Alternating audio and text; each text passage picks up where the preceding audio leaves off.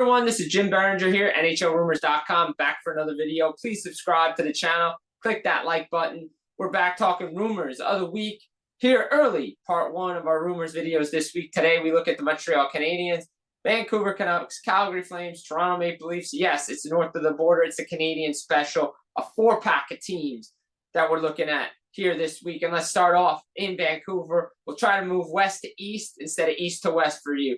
And the Vancouver Canucks are in the headlines because of the turmoil, because of what's going on with Elias Pettersson and JT Miller. They're not getting along. The turmoil off the ice, the friendship, whatever you want to call it, business relationship, it's just not working here in Vancouver. They're looking to get traded. One of them, they haven't come out and said it, but the Canucks are trying to end this. But they know they need them to win, as Dave Pagnotta of the Fourth Period reported. However, as Jimmy Murphy of RG Media has reported, as Elliot Friedman of Sportsnet has reported, teams are calling them. Teams are calling them about both Elias Pettersson and JT Miller. Look, the Canucks have talked to the Bruins about Pettersson. They've talked to them about JT Miller. We know the New York Rangers are interested in JT Miller. There was a report out there that a trade proposal has been made. Zibanejad for Miller. It was blocked because Mika Zibanejad has a no movement clause. So he didn't agree to go there. Then you have, teams out there that are looking for center depth that want Elias Pettersson, but it's going to be cost them a high mark because why? The Canucks are still in the mix because they need both players to win. They need both players to be successful, but it's taking a toll on Jim Rutherford, president of hockey operations, Patrick Alvey, the GM, Captain Quinn Hughes, the head coach Rick Tocchet. And we know Rutherford and Alvey have moved early in the past. We saw last year they were trying to make moves before the deadline and get these guys in as early as possible. So what a return could be for both players, I think it would be high, especially for a guy like Pettersson. A four-piece package like we saw potentially in Winnipeg.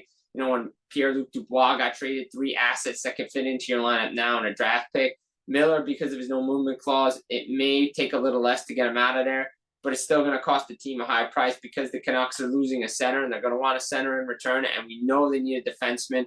Hence why we saw, as Friedman had mentioned, Dylan Cousins, Bo Byram discussions for Pettersson with Buffalo, but I'm not sure that either player would want to go to Buffalo. So again, Vancouver in the mix, in the playoff hunt. Problem is they got to have a healthy Thatcher Demko. He's not healthy right now. Philip Hronek's coming back to the lineup. They still need a top 4 defenseman to go along with Hronek. They still need a scoring winger because there's uncertainty about whether Brock Besser is going to sign with, the Vancouver Canucks moving forward. They're trying to get the cap space to do that. They want to keep him. So they've shelved talks for right now. So it's an interesting situation in Vancouver. I mean, they could use a guy like Rasmus Andersson as we head over to the Calgary Flames, but Rasmus Andersson hates the Canucks and hates the Oilers, as he said in an interview, right? And as spoken with Craig Conroy in the past, right? Rasmus Andersson even came out and said he loves playing in Calgary. Craig Conroy knows he loves playing in Calgary. Both know it's a business. Both know that they could sign there long term, but it can't happen until July. It's January right now. There are reports out there that Andersson would welcome a trade, right? He's looking for a trade, but he's one half of a shutdown defense pair with Kevin Ball, right? The Calgary Flames are also in the mix. Do they move? Say they move a Rasmus Andersson, similar to Sean Walker last year in Philadelphia. Does that change what they do the rest of the way? They're playing good hockey right now. So could that derail them? Like Philadelphia is in the mix, but everybody knew they were coming crashing down to earth. Does Calgary really come back to earth? They're still in the hunt and they're playing well, and Ryan Husk is not allowing them to come out of the mix. And we know Calgary's looking for a center. Dylan Cousins makes sense. Nashville could use Dylan Cousins too. But Calgary, age-appropriate center, could move a first-round draft pick. Rasmus Andersson right now knows it's a business. Guys that have been there in the past tell him it's a business. You only get to UFA status once. You try to hit it big. Would the Calgary Flames give him $9 million to be that top defenseman? He's shown that he can do the minutes, show he can be that guy. And he still has a year left on his deal after this year, but teams would covet him. But he's not going to Edmonton. He's not going to Vancouver because they're on his no-trade list. So forget that. He has 6 teams, so he could go other places. But right now, the Calgary Flames in the mix, it's a high asking price.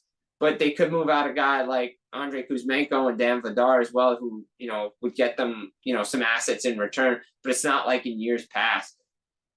Moving along, right? heading to Toronto. Brad Treliving met with the media on Monday, and he talked about how they need a center, right? That's been the worst kept secret in the league. They need a center depth. What kind of center do they need? Does Jake Evans make sense for them? Does Yanni Gourde make sense? What's the cap situation going to look like for them? They really only have $2.4 million, but you put Calle Jarnkrok, you put Yanni Hakanpää LTIR, then you have the space to absorb a Yanni Gourde contract. It's about a little over $5 million in cap space. The Seattle retains some money there. That's the type of center they're looking forward to. A guy that's responsible in two ways, but can add the offensive punch. That's why it makes sense.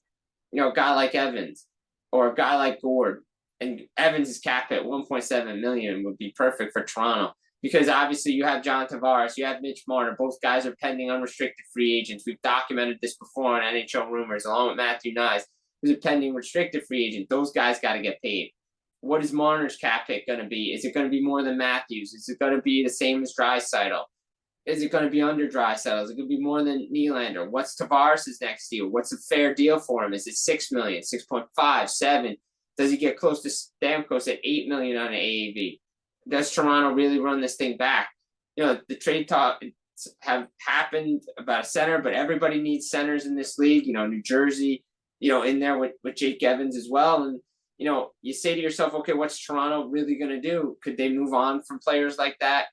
Are they going to run it back? Do they need another defenseman? What other needs do they have? Those talks are ongoing in regards with Marner and Tavares. Could those things happen? Absolutely. Could they wait to the end of the season? Sure, they can. Because Toronto's focused on winning right now, and they're not worried about distractions. But those distractions are there in the city of Toronto. So we got to see what happens there with those players. And speaking of Montreal, look, they bring in Alexander Carrier's a great piece, right? Got term on his contract that kind of makes David Savard expendable. Jake Evans, again, out there. Joel Armia. Christian Dvorak, but Dennis Bernstein in the fourth period, Marco D'Amico of RG Media. Evans has kind of priced himself out of Montreal, but they're still talking. They're still talking about a deal.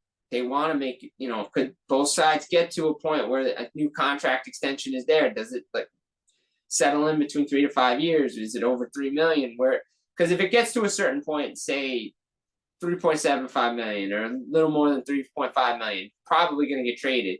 Because why are you paying that kind of money for a fourth-line player? He's going to be expendable, cap situation, and all that for the production that he has. Christian Dvorak out there, Joel Armia. Does David Savard go? Savard, again, continues to be linked to Edmonton. Does he go there? Does somebody pay a first-round pick? But Kent Hughes and Jeff Gordon now have time because of the success of the Canadiens. They've bought time. It's not like they're rushing.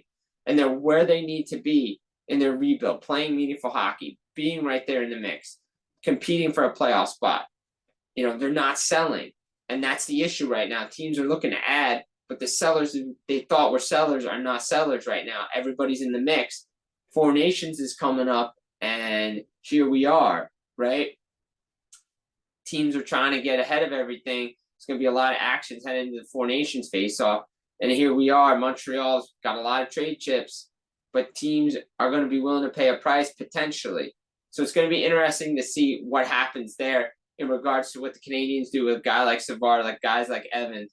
So this has been the NHL Rumor Roundup of the week here at NHLRumors.com. Again, click the subscribe button, hit the like on the video. Stay tuned, NHLRumors.com for the latest news, rumors, trade talks, all the way. We'll be back again for another video later in this week. I've been Jim Biringer. Guys, take care and enjoy.